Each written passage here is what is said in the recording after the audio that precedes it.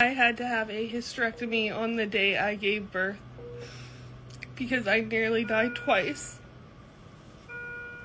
I am officially infertile and will never be pregnant again.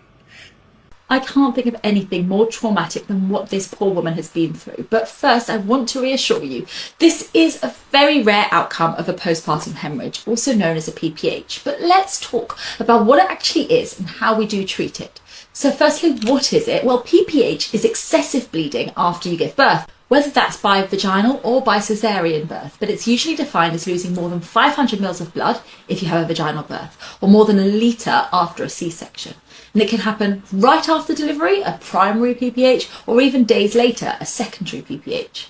So how do we treat it? Well, when it happens, we act fast. Doctors and midwives have a whole toolkit of interventions to treat PPH, including, firstly, uterine massage. You'll often notice someone jumps on and starts rubbing your tummy. That's to help your uterus contract and to stop the flow of blood. Next, we have medications like oxytocin, which can make the uterus contract more effectively, stopping the bleeding. Or we can give medications as well, like tranexamic acid, which helps your blood to clot.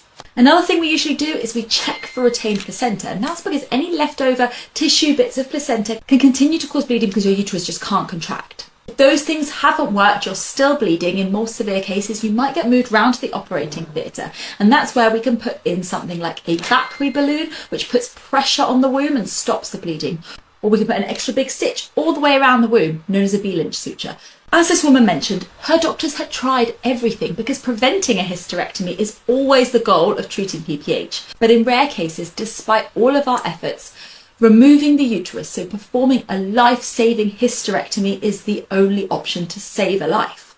So PPH is scary, but the good news is that with quick treatment, most of our cases are managed very well. So tell me if you've heard of postpartum hemorrhage before, or if you had to experience it, what was your experience?